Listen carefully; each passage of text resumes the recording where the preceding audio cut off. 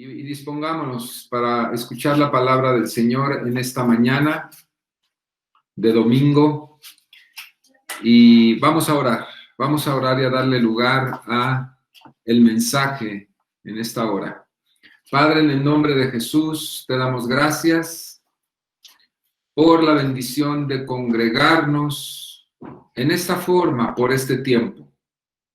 Sabemos bien, Señor, que la iglesia es tu cuerpo y que este cuerpo poderoso y glorioso, Señor, cuya cabeza es Cristo, no muere nunca.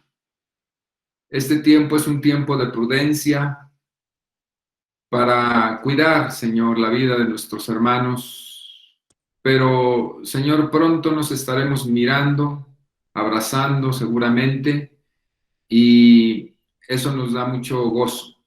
Señor, en esta hora te ruego, Señor, que los que han de estar en esta transmisión y aún los que la verán en grabación puedan ser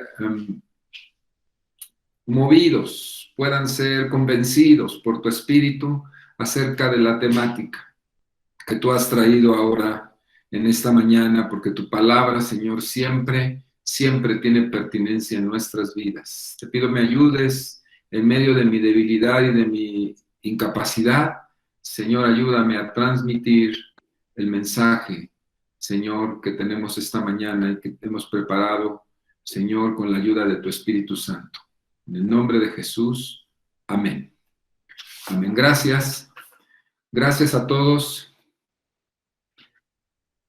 Esta mañana vamos a hablar del último de los fundamentos de la iglesia. No quiere decir que son 7, pero no quiere decir que estos 7 que yo he seleccionado sean los únicos. Me parece a mí que son los principales fundamentos de la iglesia que debe estar funcionando siempre, y si no nos ha funcionado algunos, justamente por eso estamos recordándolos, remarcándolos, porque la iglesia que viene en el tiempo futuro requerirá pararse sobre estos fundamentos que son indispensables para su desarrollo. Entonces, este último fundamento que yo he enumerado en 7, ¿verdad? Es la misión. Es la misión. Cuando nombré a este fundamento, la misión, no evité recordar, no pude dejar de recordar una de las películas más extraordinarias que yo he visto en mi vida. Así se llama. La misión. ¿Quién de ustedes recuerda esa película con Robert De Niro? ¿Se acuerdan? Es una película épica de una temática verdadera del pasado, del siglo XVI, ¿verdad? Y es una película la cual yo vi más o menos unas 27 veces, créalo. Me fascina la película por su temática, por su música. Es música de Ennio Morricone, que recientemente acaba de fallecer. Usted seguramente lo escuchó, un genio musical. Y los escenarios de América del Sur, ahí en la confluencia de los 3 países que son Uruguay, Argentina y Brasil, ahí es donde se desarrolla la película, con unas cascadas y unos paisajes impresionantes esta película. Y bueno, la temática es justamente parte de lo que esta mañana estaremos hablando, y yo le recomiendo que consiga y vea esa película. Ya no es fácil de conseguirla, pero se la recomiendo mucho. Es una historia de amor, pero no de amor de un hombre y una mujer, es una historia de amor fraternal, extraordinaria. Vamos a hablar de la misión en esta mañana. La misión como fundamento de la iglesia, hermanos. Para abordar este tema quisiera yo decirle y recordarle que la iglesia de Cristo comenzó el cumplimiento de su misión y su razón de haber sido creada, justamente trabajando, cumpliendo y obedeciendo la orden del Señor Jesús, que se encuentra en el Evangelio de Mateo 28, 19 y 20, también en Marcos, donde el Señor Jesús dijo a la letra: id y haced discípulos a todas las naciones, bautizándolos en el nombre del Padre y del Hijo y del Espíritu Santo, enseñándoles que guarden todas las cosas que os he mandado. La gran comisión. Una vez venido el Espíritu Santo en el Pentecostés, ya investidos los creyentes del poder y el fuego del Espíritu Santo, se dispusieron a cumplir con la gran comisión y así lo hicieron.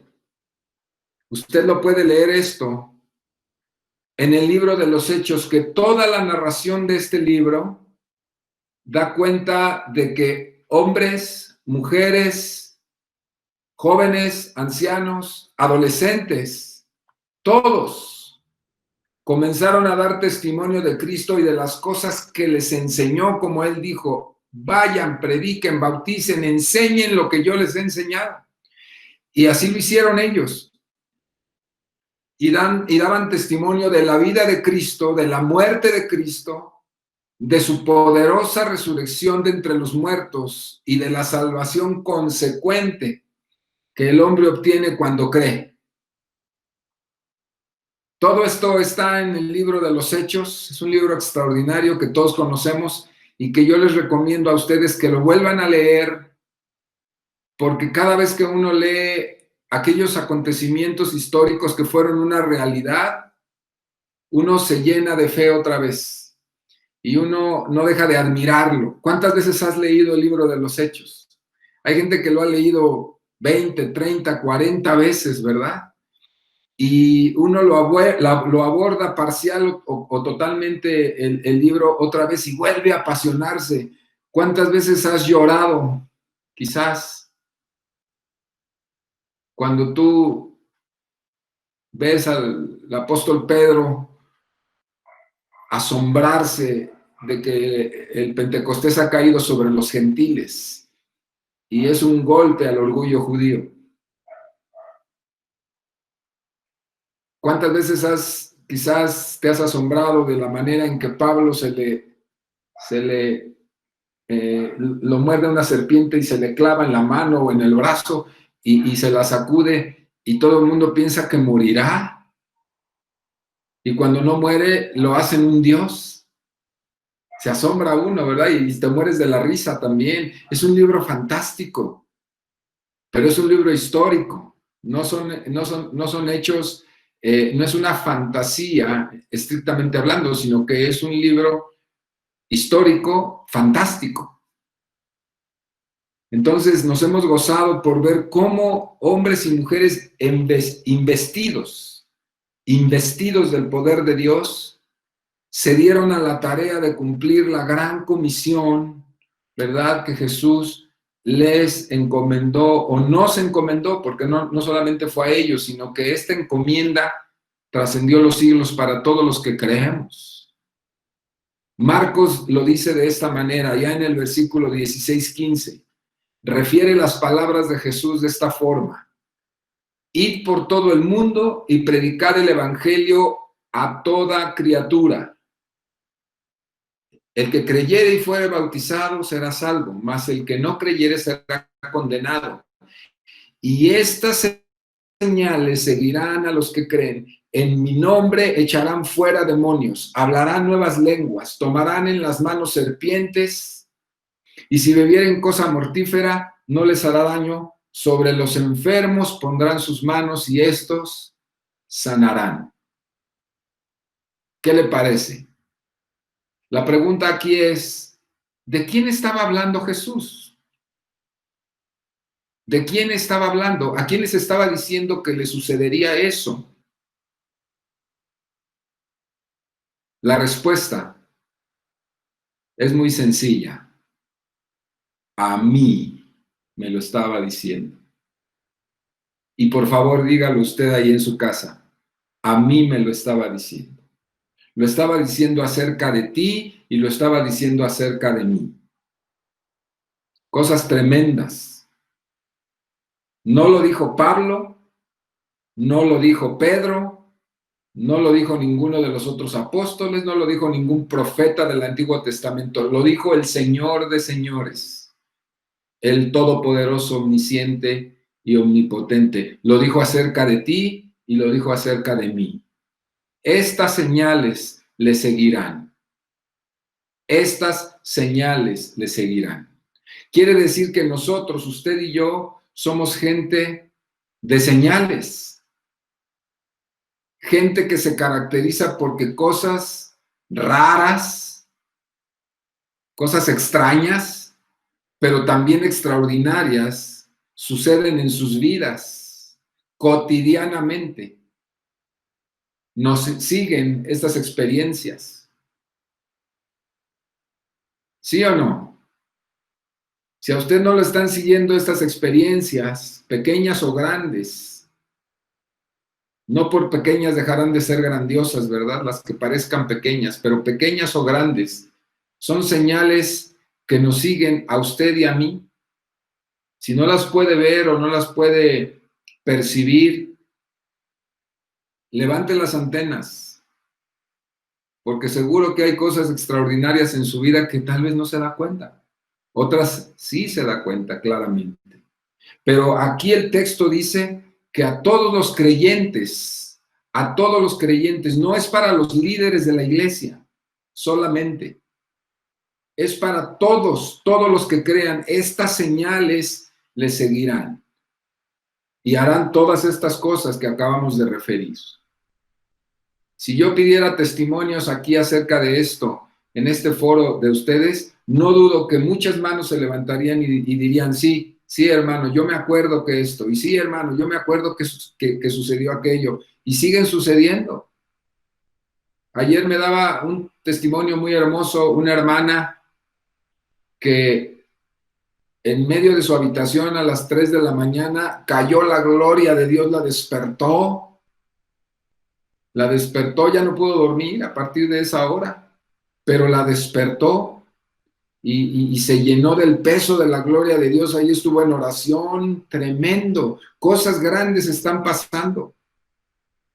Podría contarles algunas otras anécdotas y lo haré en otro foro, pero quiero decirle que para los que somos de Cristo, para los que estamos en Cristo, cosas grandes y pequeñas, todas grandiosas, están sucediendo porque señales nos seguirán. Esa es la emoción de la vida de la iglesia, que vive en esta aventura maravillosa de la salvación, de la reconciliación con Dios. Maravilloso. Así sucedió en aquel tiempo. Comenzaron, una vez venido el Espíritu Santo sobre sus vidas, se dispusieron, y la palabra se dispusieron, quiero que la subraye, por favor. Se dispusieron para comenzar a trabajar en la obra, pero ahora poderosamente equipados por el Espíritu Santo.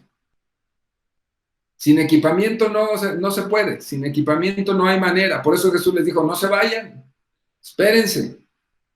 Pero una vez equipados en el poder y el fuego del Espíritu Santo, un creyente ordinario, un creyente quebrantado y débil, se convierte en un extraordinario guerrero por el poder del Espíritu Santo. Y eso fue lo que hicieron ellos. Así que basado en estos dos pasajes de Mateo y Marcos, nos damos cuenta rápidamente que de inmediato, una vez venido el Espíritu Santo, hubo acciones como predicar, bautizar, liberar de demonios, sanar a la gente de sus enfermedades físicas. Todas esas acciones fueron inmediatamente ejecutadas por los creyentes. No piense que fueron los apóstoles solamente. sino los creyentes, los que no eran apóstoles, también ejercían estas acciones y la gente se restauraba. Había un beneficio en la gente, en la comunidad.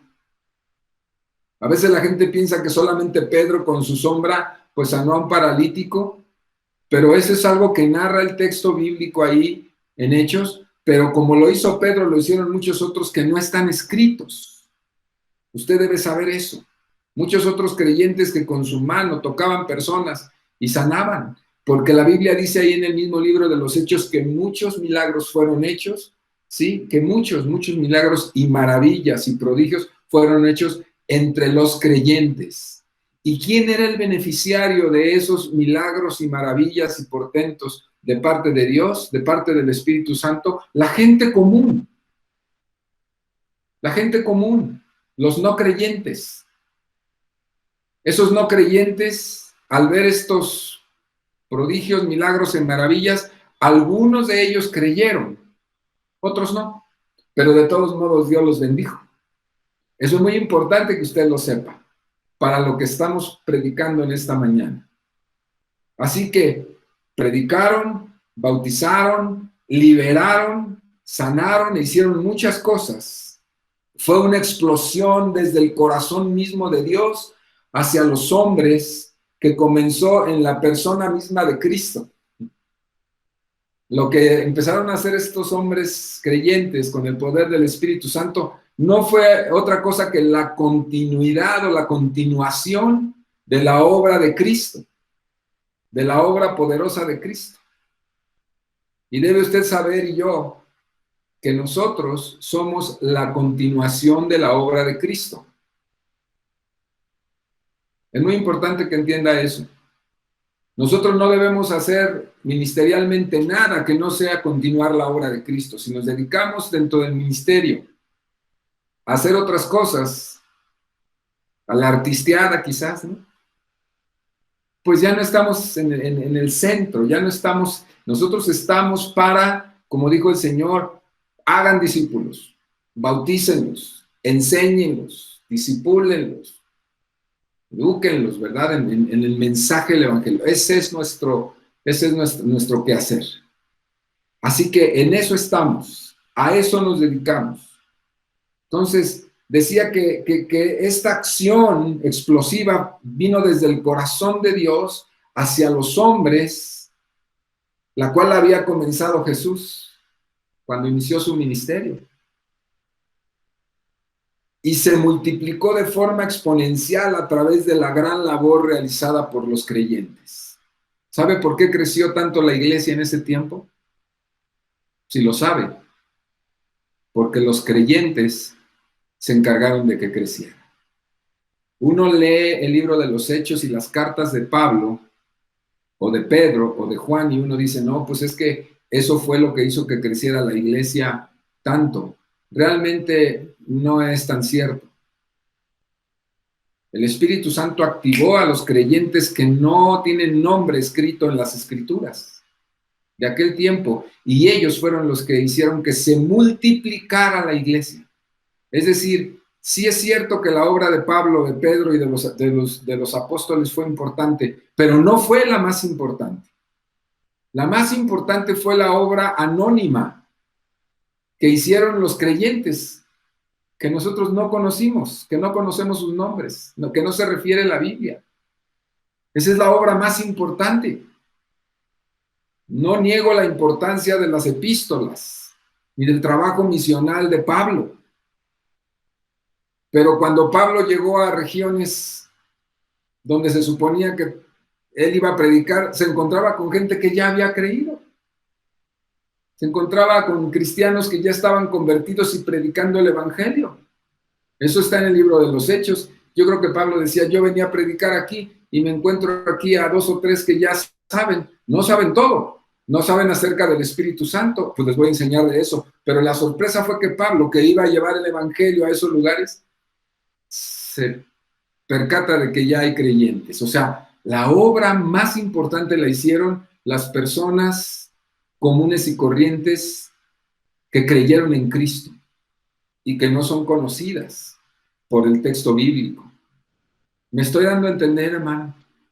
¿Qué le quiero decir en este primer tramo de mi predicación? Le quiero decir que si usted es una persona que no figura en los púlpitos, que no es un maestro en las aulas de la iglesia, o que no tiene un renombre o un reconocimiento de parte de la gente de la iglesia, usted es sumamente importante para la iglesia y para la obra de Dios. No por no tener una posición así, ¿verdad? Que realmente las posiciones no importan, son nada más trabajo, eso es todo.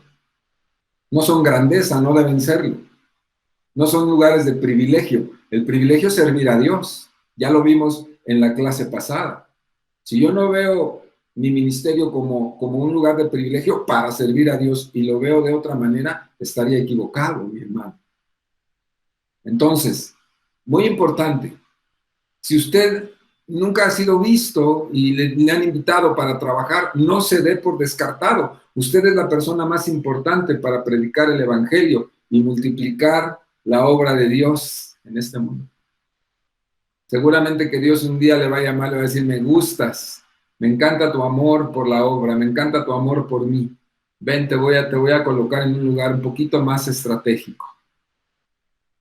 Es muy importante. En lo poco te he visto servir, en lo mucho te pondré. Claro, se aplica en otro contexto, pero es válido, es válido. Así que todas estas cosas comenzaron a suceder con cristianos, con creyentes, comunes y corrientes. Ningún cristiano es común ni es corriente, es un dicho, nada más. ¿Sí? Bien, entonces, mis hermanos, este mover poderoso de Dios a través de personas redimidas y embestidas por el poder del Espíritu Santo fue un mover para hacer el bien y para hacer justicia a una sociedad que estaba subyugada y con una terrible injusticia, con una vida de represión. Recuerden ustedes que Roma tenía el pie sobre el cuello de Israel en ese tiempo. Había una terrible injusticia. Y este mover de Dios no solamente golpeó sobre la vida espiritual propiamente dicha, sino también sobre la vida social comunitaria. Es muy importante este aspecto. Dios no se olvida de la comunidad. Dios no se olvida de la obra diaria, del quehacer diario de los seres humanos. Y yo le invito a que ni usted ni yo nos olvidemos tampoco. La predicación del Evangelio y la tarea del Evangelio no debe enfocarse solamente al estudio, no debe enfocarse solamente al ámbito eclesial dentro de la iglesia local. La obra de Dios es mucho más grande que la iglesia, porque es el anunciamiento del deseo de Dios. Lo vamos a hablar un poco más adelante. Fue un mover poderoso de bien, de justicia para la sociedad judía de aquel tiempo, así como para los samaritanos, así como para los de Decápolis, de Siria, de Antioquía, de Tarso, de Capadocia, de Galacia, de Tracia, de Macedonia, de Acaya, de Italia y las islas de Creta y Chipre, nada más para empezar, que fue el territorio que originalmente fue conquistado en el cristianismo para empezar. Imagínense como pólvora el poder de Dios a través de la boca de los creyentes, a través de los pies de los creyentes, a través de la comunicación de persona a persona, como pólvora el poder de Dios hacía que se convirtieran miles, miles, cientos, miles, miles. Estaban convirtiéndose en aquella región cuando fue detonado el poder del Espíritu Santo sobre creyentes que se dispusieron a hacerlo, a hablar, a trabajar en el cumplimiento de la misión. Muy importante. Predicar y bautizar para retomar estos términos que he rescatado de los versículos de Marcos y de Mateo: predicar, bautizar, liberar y sanar. Predicar y bautizar tenían que ver con conversión y con identidad espiritual cristiana. Esos dos términos. Lo que predicamos siempre: salvación, transformación, identidad cristiana, muy importantes. Pero liberar y sanar eran hechos que el Espíritu de Dios hacía por manos de los creyentes que estaban dispuestos a dar testimonio de Jesús. Esos creyentes que se disponían para hacer el bien a la gente. Y aquí quiero detenerme un poco. Usted, mi querido hermano, yo, ¿nos disponemos para hacerle bien a la gente? ¿Hemos dispuesto nuestra vida, nuestras fuerzas, nuestros pensamientos, nuestras palabras, nuestro tiempo, lo disponemos para hacerle bien a la gente? ¿Nos caracteriza el hacerle bien a la gente? Eso es parte de la obra de la misión. La hermana Elvira Guevara nos platicaba en la reunión de los adultos mayores esta semana cómo sirvieron ella y su esposo en una colonia de esas donde yo siempre bromeo y digo, de esas donde le chuparon la sangre a Drácula, ¿verdad? De esas colonias que eran terribles, delincuencia y droga y mil cosas, y ni pavimento ni cosas, en una montaña. Usted se ha ido a la iglesia de nuestros hermanos, es increíble, y cómo ella y su esposo se fueron a ese lugar donde no había nada, era inhóspito, y comenzaron una obra tremenda, ¿verdad? Ahí, desde la primera piedra, y ahí está la iglesia y sigue adelante. A mí me gusta mucho oír esa historia que cuenta nuestra hermana y que me han contado ya varias, ya me la sé, más o menos, pero me gusta oírla mucho porque me motiva. Levante la mano, hermana Elvira, si está por ahí. Ahí está, miren, ahí está la hermana Elvira, una pastora probada, muchísimos años en el ministerio. Nos estaba platicando esto, cómo hicieron muchas obras. Ella no lo va a decir así tan puntualmente, pero me he enterado, hermana, por la palabra de sus hijos, todo lo que, de lo que se desprendieron, y la generosidad del corazón de su esposo, que le daba de comer a la gente. Eso me confronta, y qué bueno que me confronte, hermano. Tremendo. Obras reales, obras concretas que dan evidencia de que algo está pasando diferente en la vida de un creyente. Ese es el tema de hoy. Es el centro del tema de hoy. La obra misional como fundamento de la iglesia. Somos una sociedad muy cómoda. Por eso es importante escuchar este mensaje. Es muy importante. Liberar y sanar a los enfermos. Eran hechos que el Espíritu Santo permitió hacer a la gente creyente. Y lo único que faltaba era que se dispusieran a hacerlo, que lo quisieran hacer, que estuvieran prestos y que dijeran, yo lo hago. Era lo único que faltaba. El Espíritu Santo ya estaba ahí y el equipamiento ya lo tenían, y lo tenían bien puesto. Solamente no hicieron milagros, ni dieron maravillas a través de sus actos aquellos que no se dispusieron, los que no quisieron, los que dijeron, no, yo me quedo aquí en mi casa, voy a atender a mis hijos.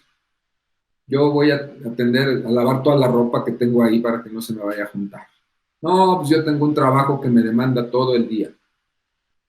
Esos fueron los que no vieron, pero los demás, los que comprendieron que había un poder nuevo en sus vidas, que venía del cielo, lo único que necesitaban era disponerse.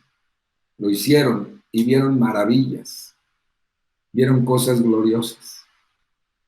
Precioso, preciosa historia. Liberar y sanar, satisfacer necesidades.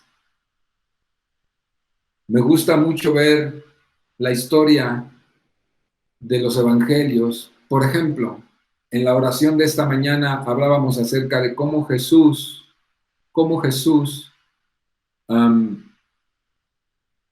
alimentó a los 5,000. Este prodigioso milagro de la alimentación de 5,000, que yo más bien pienso que eran como unos 20,000, porque solamente nombraban a los hombres, no a las mujeres ni a los niños. Póngale que eran 15, 10,000 personas, no sabemos. Este poderoso milagro es narrado en los 4 evangelios. Pocos son los pasajes que narran los 4 evangelios, pero este sí fue tan prominente. Y no habla de otra cosa más que del corazón sensible de Dios a la necesidad humana. Para Dios la necesidad humana es importante. Y si para Dios la necesidad humana es importante, si para Jesús la necesidad humana es importante, para usted y para mí debe ser importante. En la misma dimensión, como Dios se preocupaba por la necesidad de los enfermos, por la necesidad de los hambrientos, por la necesidad de la gente en general, si para Él la necesidad de los demás era importante, usted y yo no podemos hacernos de lado ni ignorar esa realidad para nosotros mismos como creyentes. Para Dios es importante, para mí es importante. Eso es lo que caracteriza a un creyente, a un cristiano. Todo lo que a Dios le importe es lo que a mí me importa.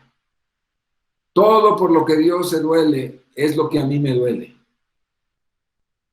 Todo por lo que Dios llora es por lo que yo lloro.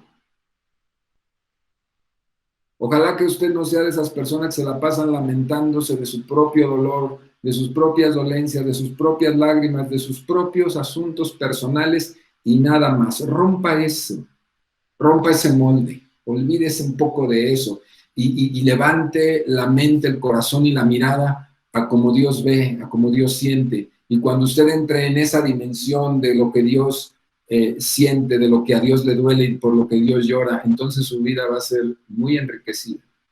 Y sus pequeñas cosas por las que usted se ahogaba le van a parecer tan ínfimas, va a dejar de sufrir inútilmente, tan banalmente. Cuando uno se ocupa de las cosas de Dios, los problemas personales se hacen pequeñitos. Créamelo, créamelo. Hasta la vida misma cobra un valor distinto. Pregúntenle al apóstol Pablo cuando decía, para mí vivir es Cristo y morir es ganancia. La muerte le hacía los mandados, físicamente hablando, porque cambia la mentalidad, se vuelve una mentalidad de Dios, una mentalidad de reino. Los creyentes se disponían su vida, su tiempo, sus fuerzas, su juventud para hacer el bien a la gente. De eso se trataba la misión. Adquirían una identidad nueva por la conversión y esa identidad producía celo y deseo de hablarle a la gente de Cristo, de su obra salvadora y de hacerle bien, materialmente bien a la gente. Fue el resultado de la conversión de esta gente. Mire, tengo unas notas que traje aquí de un libro extraordinario, ¿verdad? Estoy leyendo, estoy empezando a leer. Y este libro es de un autor que se llama Valdir Steuernagel. Creo que así se pronuncia. Es un alemán. Steuernagel. Pero su nombre es Valdir con V. Y este hombre, aquí quiero leerle a la letra el texto de algo que dice, que me llamó fuertemente la atención. Y dice,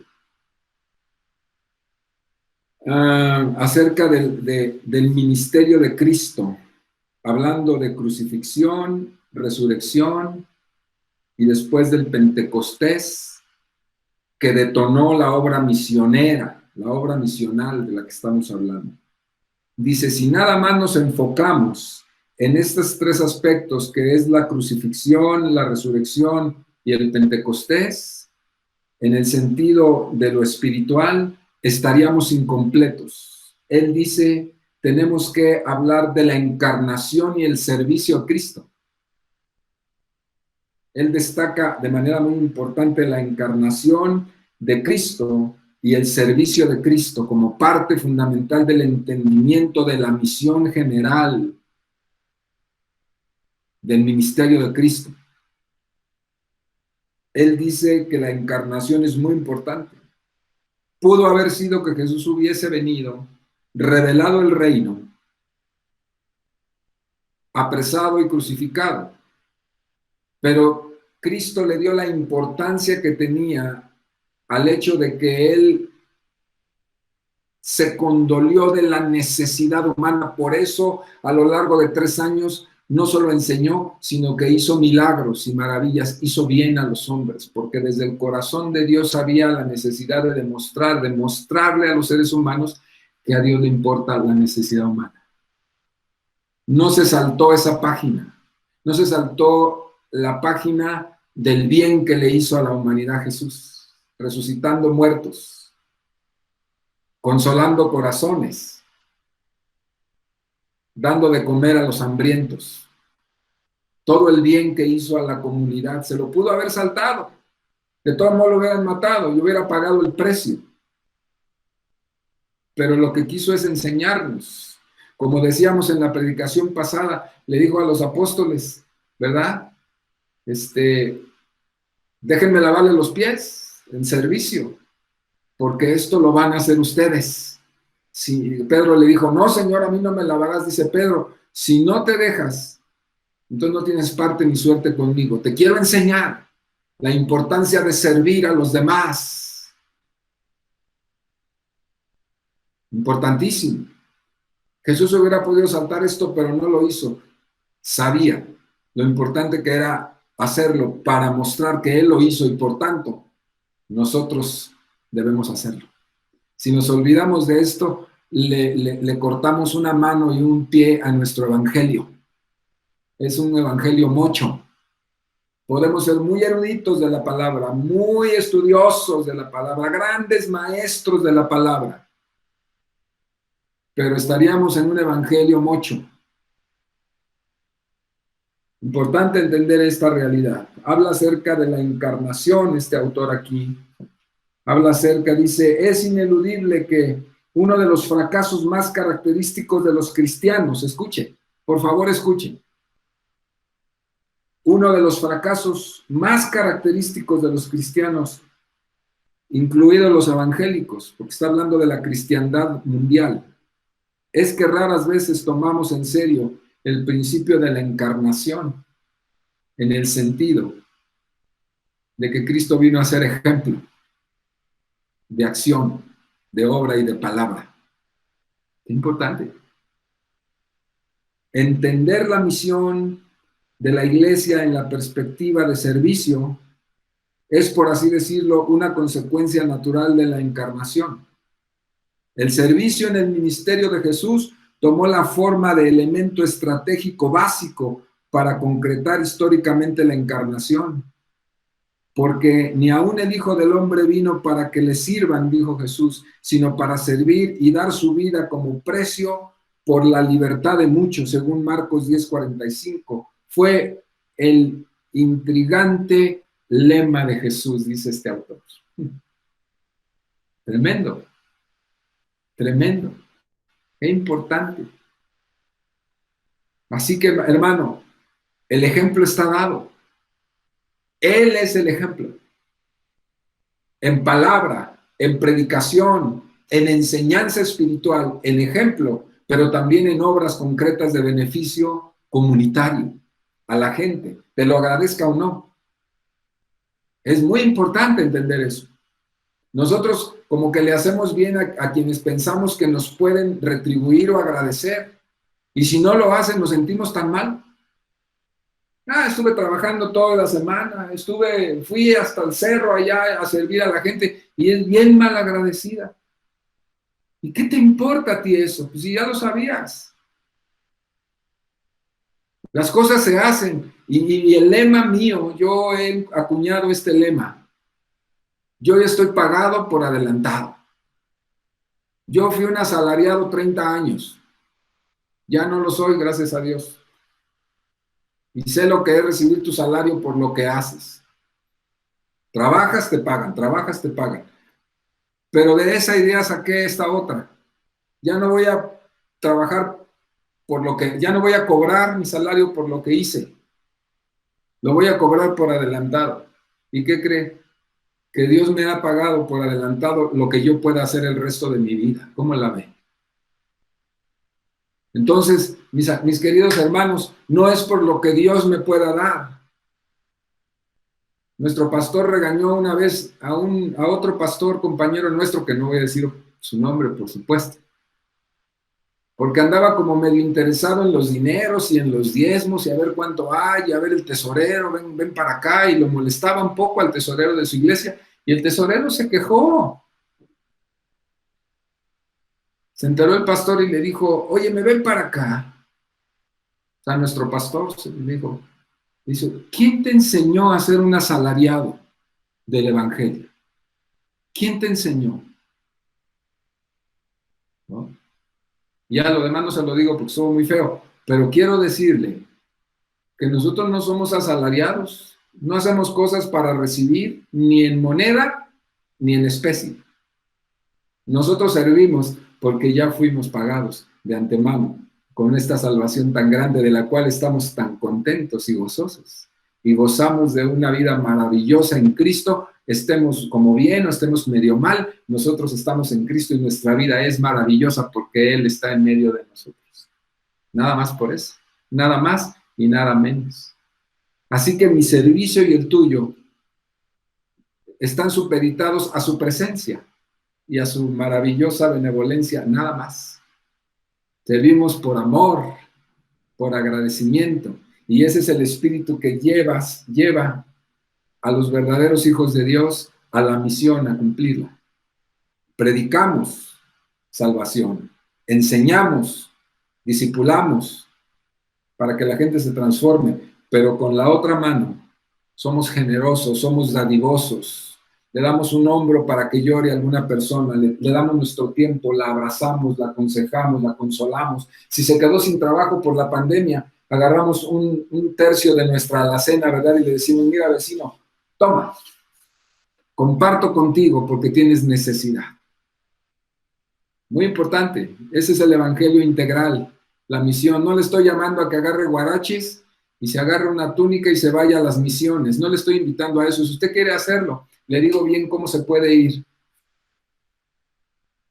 Pero le estoy diciendo que somos nosotros, llamados todos, a cumplir el evangelio de Dios, la misión de Dios, de manera integral.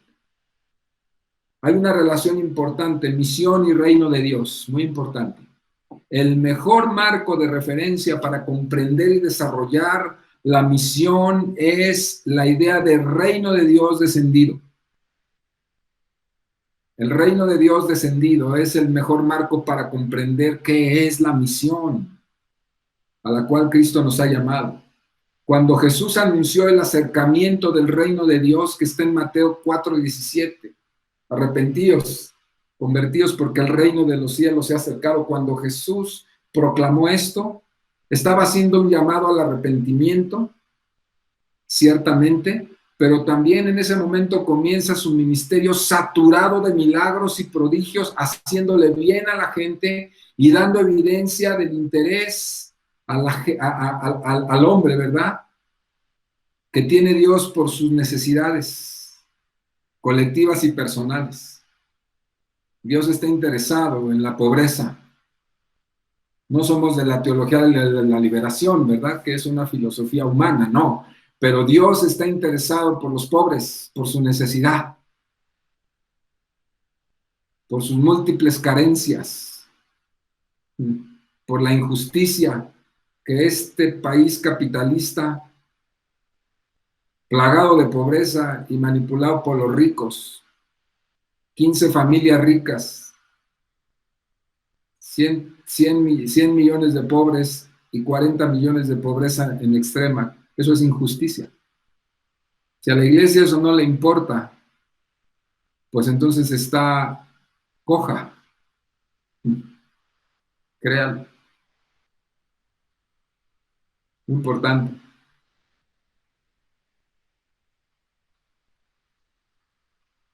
Jesús hacía bien a la gente, evidenciaba interés de las grandes necesidades humanas y lo más importante, respondía a esas necesidades de manera muy efectiva en su ministerio.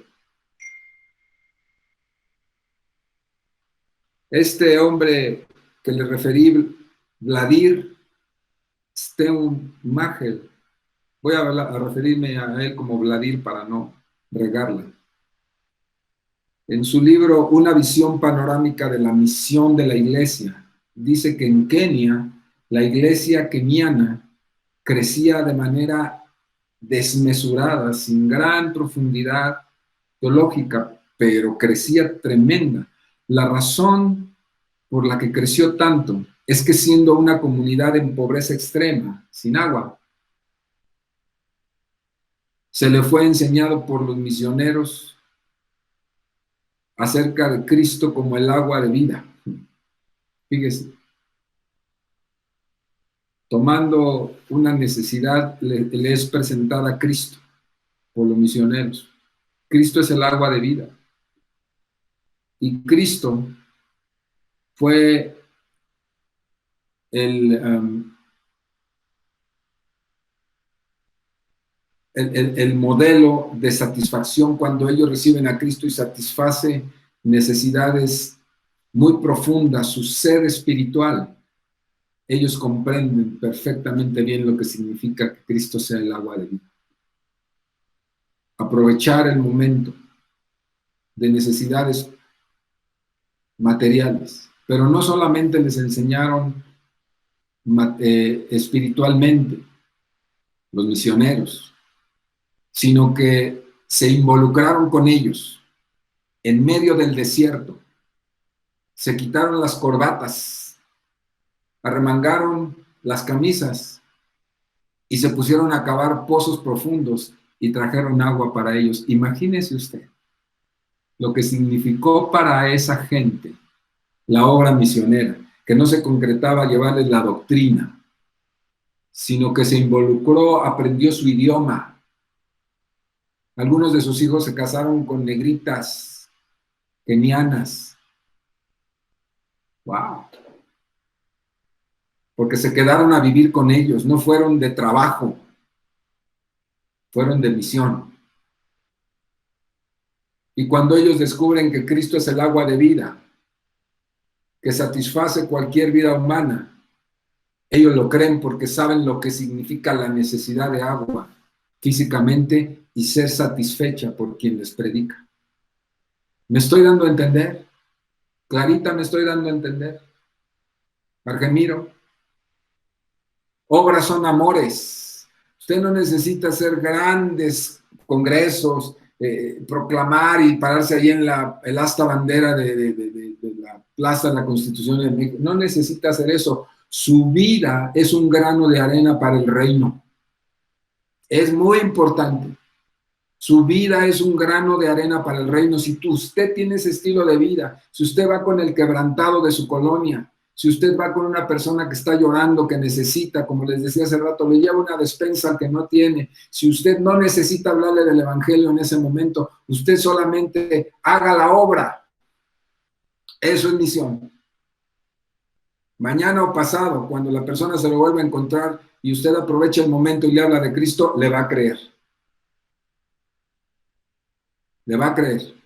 Y quién sabe si se convierta, pero por lo menos va a decir, esta señora es congruente entre lo que dice y entre lo que hace. Esa es la obra misional. Esa es la misión. Que la gente de su colonia, que la gente de su familia, primeramente, le conozca por su piedad, por su generosidad. Yo no concibo familiares que se andan peleando por las herencias, a ver a quién le toca más. Se pelean y dejan de hablarle a sus hermanos cristianos. Les dejan de hablar porque le tocó más. Se está peleando por eso. Se está peleando por un coche, se está peleando por un dinero que le debía, perdiendo la oportunidad de evangelizarlo, de darle testimonio. ¿Me estoy explicando, hermano? La misión se hace todos los días. Es más provechosa que si usted se va al Congo belga. Es más provechoso hacer misión todos los días que nos caracteriza. Somos muchos, hombre. ¿Cuánta misión no haríamos en esta ciudad? Nada más aquí. Si nosotros nos caracteriza esta forma de vida que Cristo nos enseñó. La historia demuestra de manera más eficiente, que la manera más eficiente de servir a las personas mostrando el reino de Dios es con palabra y con pan. Lo voy a repetir. La historia demuestra que la manera más eficiente de servir a las personas mostrando el reino de Dios es con palabra y con pan. No se trata de una estrategia social para generar más gente en nuestras iglesias, que eso es algo que se ha hecho. Y usted lo ha visto en la televisión. Es una estrategia mercadológica para atraer mucha gente y sacarle su dinero. Eso no es para nada ayudarle. Es engañarla con falsas promesas de prosperidad. Es una vergüenza para el cristianismo esa forma de enseñanza. No es cristianismo eso. Eso es un abuso. Es demoníaco. Sacarle a la gente su dinero, prometiéndole milagros. Por eso a mí me gusta predicar que a veces no nos va a ir tan bien. Sí queremos que nos vaya bien, sí deseamos que seamos prosperados y oramos por eso.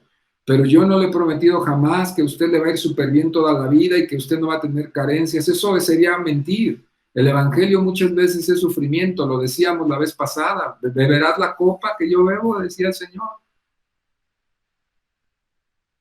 No se trata de una estrategia mercadológica, social para ganar gente. No estoy hablando de eso.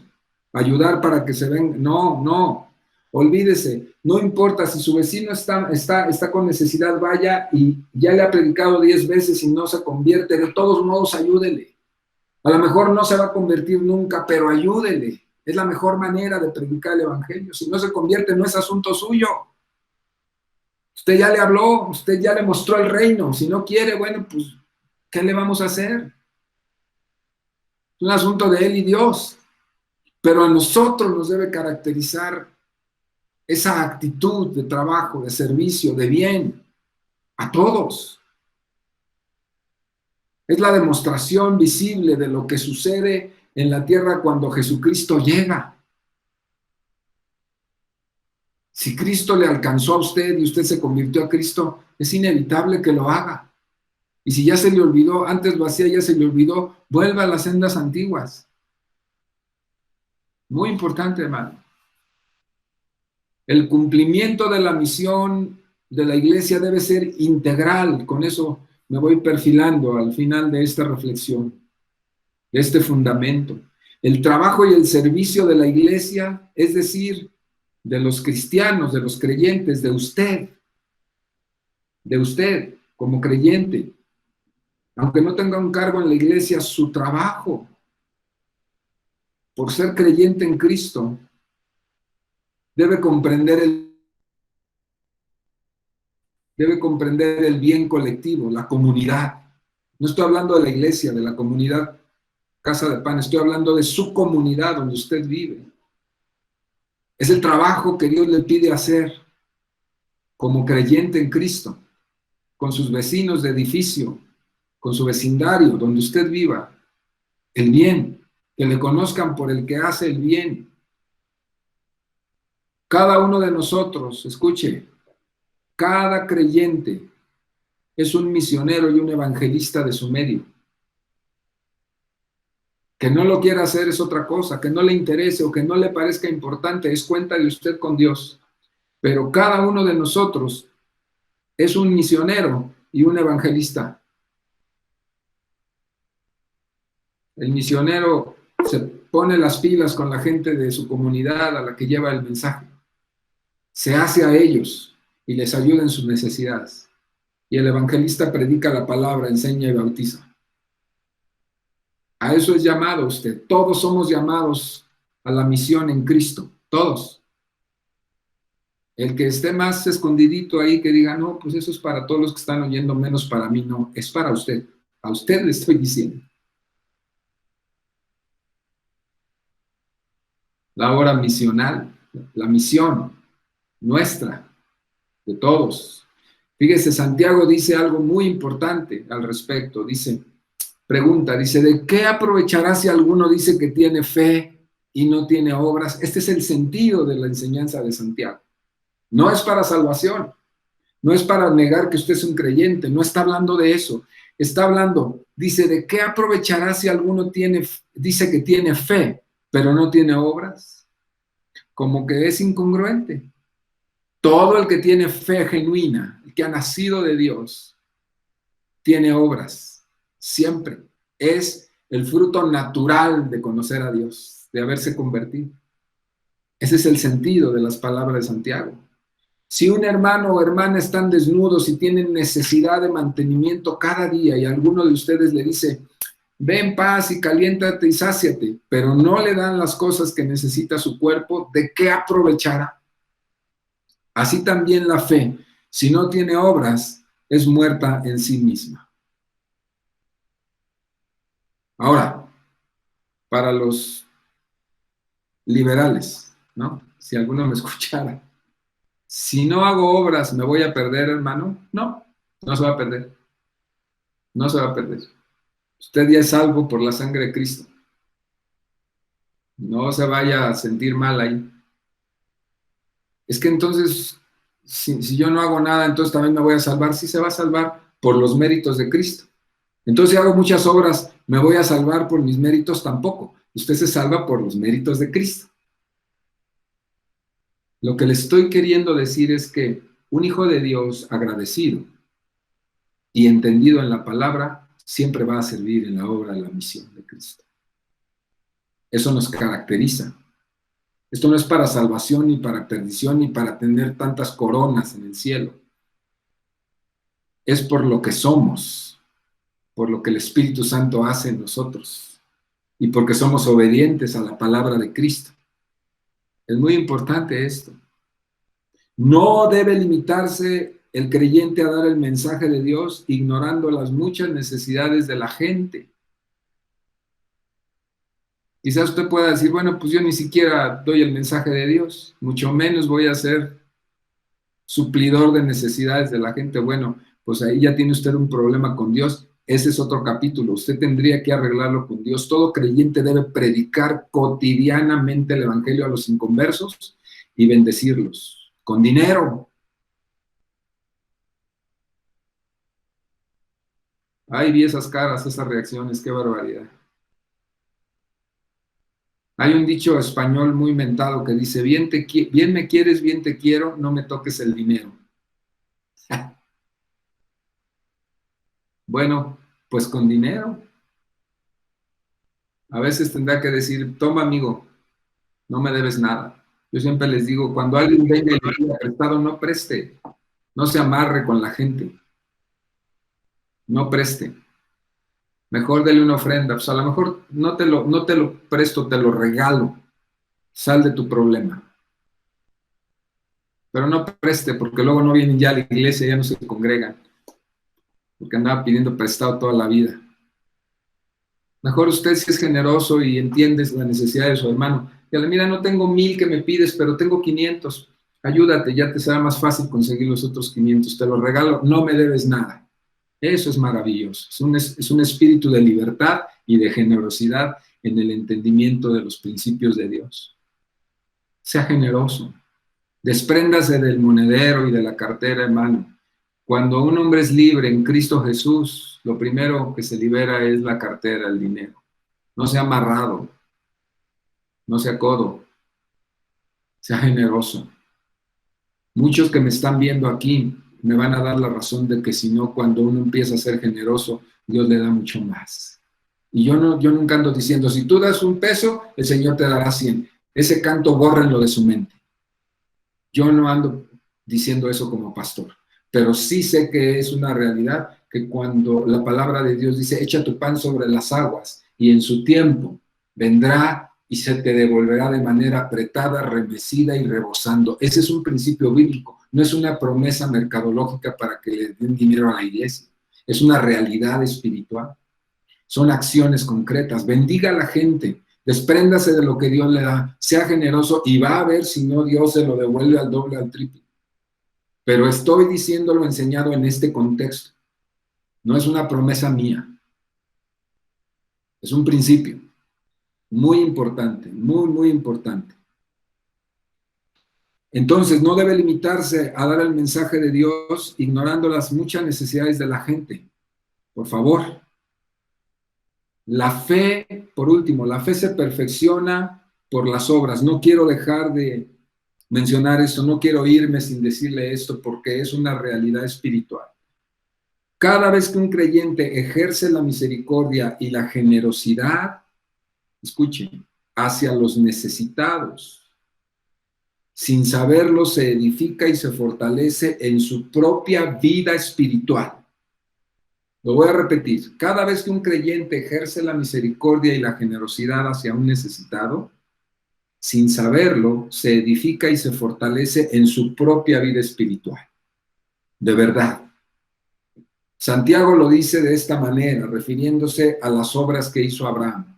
Dice, ¿no ves que la fe actuó juntamente con sus obras y que la fe se perfeccionó en sus obras? Pregunta ahí en su carta. Dice que la fe se perfeccionó en las obras que Abraham hizo. Ahora le pregunto, ¿Abraham tenía necesidad de que Dios lo escuchara y de que Dios lo amara? No. Dios lo escuchaba, Dios le hablaba y Dios lo amaba. Y Dios ya lo había salvado. ¿Por qué hacía obras? Por lo que él ahora era en Dios. Y cada vez que hacía obras, su fe se fortalecía y él se perfeccionaba. Ese es el sentido de esta enseñanza. Como un círculo virtuoso, el hacer el bien a los demás robustece la fe personal, la alimenta y la hace crecer. ¿Se había dado cuenta de eso? Las obras, yo luego veo, el otro día hablaba yo con Marcelino, nuestro querido Marcelino. Digo, Marcelino, ¿cómo has pasado la pandemia? Mucha gente me dice, encerrado, pastor. No, no, terrible, pastor. No, sí estamos encerrados, ¿no? Pero ¿cómo las pasa? No, pues ha sido terrible, hermano. No, hombre, olvídese. Yo le pregunto a Marcelino y dice, pastor, dice, pues he estado muy encerrado, pero he estado orando por un montón de gente y una muchacha que esto y esto y esto, y luego ayer vino un hermano y me despertó en la madrugada, y luego esto, un montón de necesidades. Me estuvo platicando tantas cosas que hizo durante la pandemia sin necesidad de andar vagueando, ¿verdad?, en la calle, y esos son golpes efectivos en la misión. Él no dice, no tengo nada que hacer por Dios. Él dice, tengo mucho que hacer por Dios y lo hago. Bendiciendo a la gente, preocupándose por ella, satisfaciendo necesidades como satisfacía necesidades Cristo. Muy importante. El que estemos encerrados no nos limita ni nos discapacita para poder ser una bendición, porque es a lo que hemos sido llamados. Ser una bendición, bendecidos para bendecir Bendecimos porque Dios ya nos bendijo y repartimos de la abundancia que Dios nos ha dado. Somos abundantes. Ahí está cumplida la promesa que Él nos había de enriquecer en sus riquezas en gloria, con sus riquezas en gloria en Cristo Jesús. Somos ricos, por eso damos. Y damos mucho. ¿Le gusta eso? ¿Te gusta, Silvia? Te estoy viendo a ti. ¿Sí? Me encanta eso. Me encanta pensarlo así. Me encanta.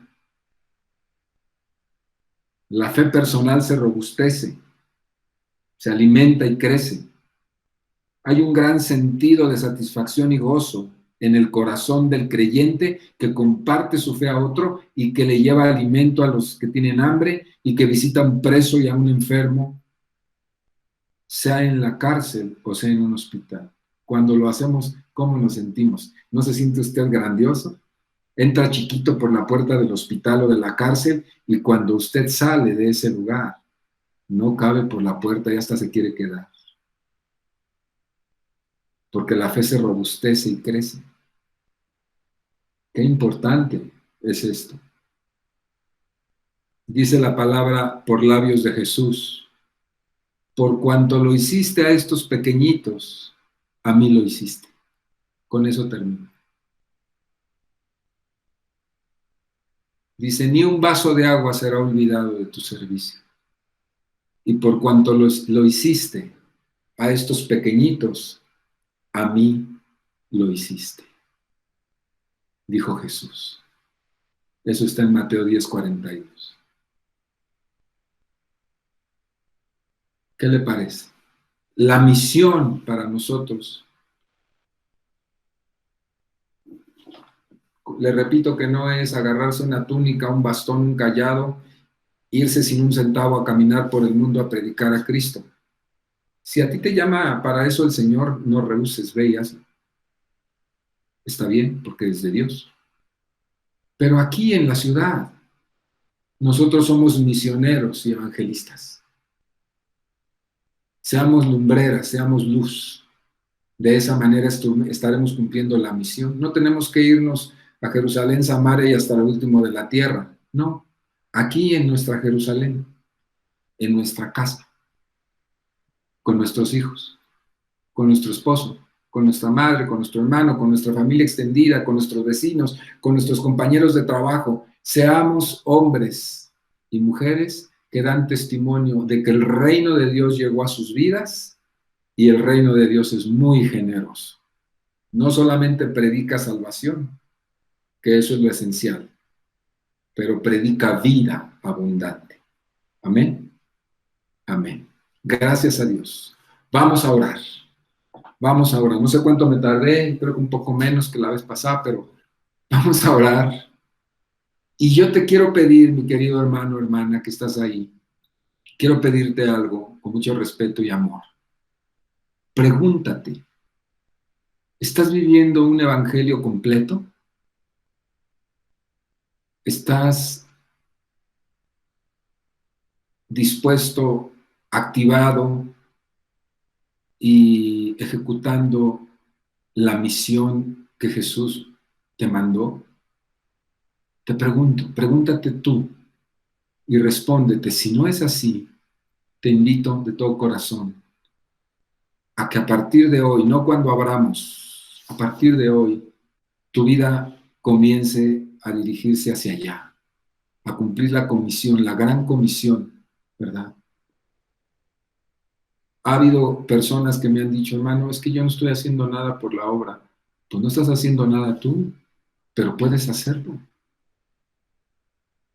Puedes hacerlo de la manera más sencilla, sin gastar dinero en este momento. No tengo para el camión, pues no necesitas. Salte a la calle y tócale a tu vecino. Ve qué necesidades tiene. Si no tienes dinero para ayudarle, ayúdale a pintar su casa. Ayúdale a traer a sus hijos de la escuela. Tú dices, pero esas cosas, qué bueno, esas cosas demuestran que tu corazón es humilde y que quieres ayudar, y cuando ellos vean tu buena disposición van a decir, ¿tú por qué eres así? Y entonces, sí, wow, el ramalazo, ¿verdad? ¿Sí me explico? Es muy sencillo. La misión se vive todos los días. No son campañas, no son grandes congresos de predicación, no es sacar un altavoz y gritarlo en las redes sociales, no. Es la vida de todos los días como una lumbrera en medio de tanta oscuridad. Oremos, Padre, en el nombre de Jesús. Aquí estamos aprendiendo todavía, Señor, de lo mucho que nos falta por aprender. Este fundamento, Señor, de tu palabra, la misión, el modelo de Jesús, encarnado para cumplir su tarea, su cometido, a lo que se dispuso, a lo que se rebajó, a lo que se humilló a hacer, tan solo para satisfacer necesidades humanas, colectivas y particulares. Padre Santo, ayúdanos a entender eso. Y no solo a entenderlo, sino a asimilarlo. Y no solo a asimilarlo, sino a disponer nuestra vida, a dar y darnos por la necesidad de otros. Así es como crecerá la obra en este futuro próximo e inmediato. Así, con hombres y mujeres que privilegian su trabajo en Dios. Grandes ingenieros, grandes doctores, grandes abogados, grandes empresarios, amas de casa, boleros de zapatos, empleados de taller, constructores, cualquiera que sea la actividad, Señor. Todos podemos ser misioneros, evangelistas, que están apasionados por Dios, llevando el nombre de Cristo a través de sus propios estilos de vida al mundo, a la gente. Heme aquí, como dijo Isaías, Señor. Envíame a mí, yo voy. No busques más, Señor. Aquí estoy yo. Yo voy. Amén. Amén. Muy bien, mis amados hermanos. Que Dios me los bendiga a todos. Los amo mucho. Los amo mucho. Espero verlos probablemente en septiembre.